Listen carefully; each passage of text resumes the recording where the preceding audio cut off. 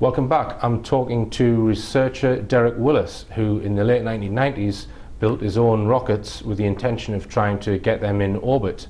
Now, round about sort of 2000-ish, you were asked to write this book about the history of space flight. Just tell us about that.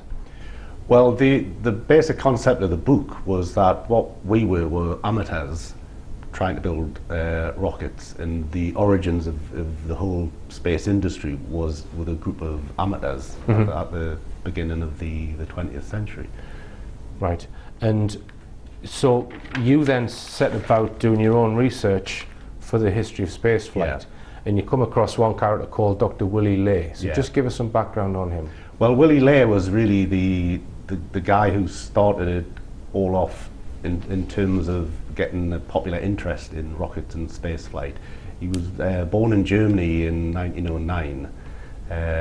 He studied various sciences at university. He wasn't actually an engineer, but he was fascinated with the concept of space flight. So he set up an organization called the Society for Spaceflight in Germany, in Berlin, in 1927, and one of the very first members was Wernher von Braun. Right. And so together, well, there was actually about 500 members at one point, and they started developing liquid propellant rockets. Right. So von Braun, who was the lead sort of engineer of the Nazi rocket program, the V2, who then defected to the Americans and worked on, well, Apollo. So now Dr. Willy Ley made various comments and was also linked to the Vril Society, but you're not sure whether he was actually a member of the Vril Society. So just tell us about the Vril Society and what Willy Ley is alleged to have said. Right. Well, very briefly, he in 1933, when the Nazis came to power, he moved to America, whereas von Braun was happy just to take the Nazis' money for developing the V2 and so on. Right. So, but Willy Ley, he became more of a reporter and a popularizer of spaceflight. Because the armed forces, A, have repeatedly declared that they are not of their making, the flying saucers, and B, it would be highly unlikely that one branch of the government spends money, time, effort, and machinery on investigating something done by another branch of the government. Right. So he wrote an article called Pseudoscience in Naziland in 1947, which is it's a fascinating article in itself, because it covers some of the really bizarre sciences that the Nazis came up with, because they didn't want to believe that the likes of relativity or quantum mechanics was real, because that was Jewish science. Right, so Einstein. Yeah. Right. Yeah. So they came up with a whole range of bizarre sciences, like the notion that the whole universe is made of ice, for example. But one of the other subjects that Willy Ley covered in the article was about an organisation called the Society for Truth, which in more recent times is called the Vril Society. And they believed that there was a mysterious energy that they could tap into from somewhere. Well, the first mention of Vril goes back to a book by a British author called Edward Bulwer Lytton.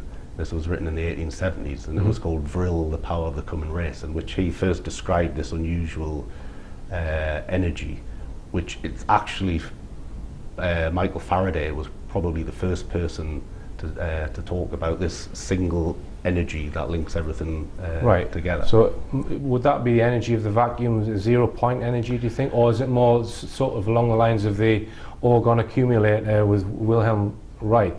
Or do you think they're one and the same? Well, I've tended just to think that it's cold fusion. That's my thoughts on it, but I don't really rule anything out. Right, I see.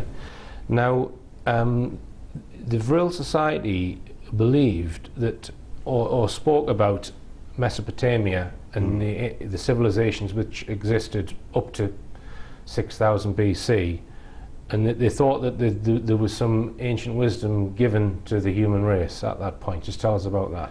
Yeah, well, what the Vril Society basically believed was that a race of beings came from Aldebaran, around 6,000 Right, so they years actually ago. specify the star, Yeah, which is the yeah. title of your book. Yeah, Okay, right. yeah. And the race, they said, the name given is the Vrilya, which has various translations, none of which actually, the ones you look in the books don't really make sense. Right. But anyway, that's what they believed, is that this race of beings had arrived on Earth around 6,000 years ago, and were actually the ancestors of the Aryans. But one of the problems with the Vril Society is that anything you read about them up until about 1960 is plausible, but beyond that, it's just Right. people adding to it. And one of the myths that they spoke about was about an egg coming from the sky. Just tell us about that. Yeah, they said that the Vrilya arrived in an egg, which they were never really specific what they meant by that. Whether, you know, it was a huge spacecraft Right. or something like that. Right. But my interpretation is that the Vrilya themselves didn't actually arrive here. They'd sent a probe here. Right. So what makes you draw that distinction then?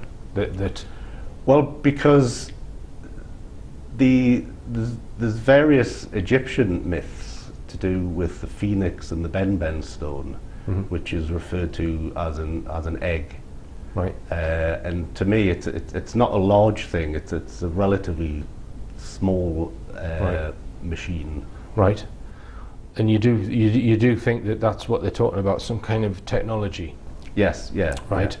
Along with that, you think that there was knowledge imparted to certain people on the Earth at that time, or some sort of transfer of information. Well, I think originally the idea of this probe being sent from Aldebaran was to provide information to the whole of humanity. Right. But humanity being what it is, those people in power got their hands on it Right. and kept it to themselves. And you would argue that that continues to the present day Yeah. with yeah. organisations like Rosicrucians, Freemasons, New World Order? Yes, but not as Not necessarily that some conspiracy theorists might describe as, right? Yeah. All right, there's some sort of hidden knowledge. Knights Templar is another one, I think. Yeah. Now, how does the Thule Society link into the Vril Society? Just to give us a bit of background on that. Well, one of the problems with the Vril Society is there's not a lot of hard evidence that it really existed. Right. But the Thule Society, or the Tula Society, that was a real organisation that was founded just at the end of the First World War. Right.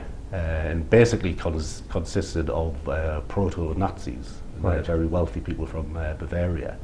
But what my thoughts on it are that the Vril Society, they were investigating this idea of what happened with the thing from Aldebaran and all the rest of it, but they required money and resources.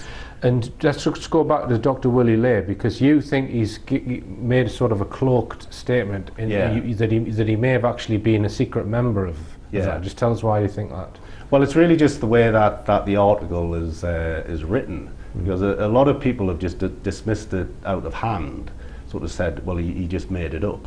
But you would then have to think, well, everything he ever wrote, he just made up. Right. But he did say that he met members of the Society for Truth, which is another name for the Vril Society. Right. And I think he's speaking sort of ironically when he actually dismisses them as being a real organisation. So how do you think the Vril Society got their information? Well, I think it's been handed down through a tradition going back 6,000 years. Right. And they speak about a disc, the Vril disc. Well, I don't really buy into that the Vril discs are real. I think that's more of a fabrication that was created from the 1960s onwards. Right. Now, there's various sections in your book about Mesopotamia and the various civilizations that grew out of there. Can you give us a brief explanation of the importance of that region and what you think was going on there? I mean, human civilization, well, certainly in the Western world, originated in Mesopotamia, which basically means the land between the two rivers, the Tigris and the Euphrates. And it was a very fertile area, very ideal place for civilizations to begin. And one of the earliest civilizations were called the Ubaids. They lived right down near the Gulf. I believe that when there's the egg, or whatever name you want to give it, it arrived at the time when the Ubaids were dominant in the area. One of these earliest civilizations was the Sumerians, which we know that Zachariah Sitchin's written about. And you think that he's got his time scales wrong with interpreting some of the clay tablets and that kind of thing. Just tell us about that. Well, I'm just going by the archaeology, in the sense that the tablets are just dated to about 4,000 or 5,000 years ago. But I see no evidence whatsoever taking things back 300,000 years. As Sitchin does. Yeah. Right. Now, one of the tablets, you've actually, well, you've looked at some of these tablets yourself and tried to do your own interpretation.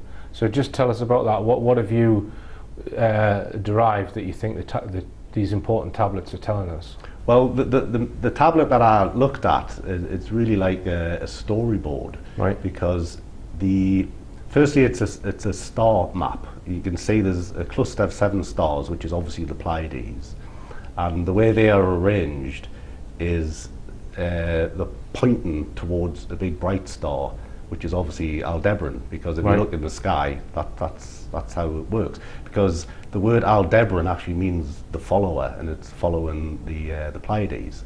So it's drawn attention to Aldebaran. Right. Now then, there's also this a winged craft, I would call it. Yeah. Which I've is seen that one. Yeah. which is next to the star. So it's drawn attention to the link. Now I think that's the object that I believe is up in orbit, which I call the ancient envoy. Right. And below that, on the ground, is a bell-shaped object, which I believe is the capsule that was dropped from the orbit, as it were. Right. All right, and Derek. Well, we're going to go for another break. It's fascinating stuff. More after this.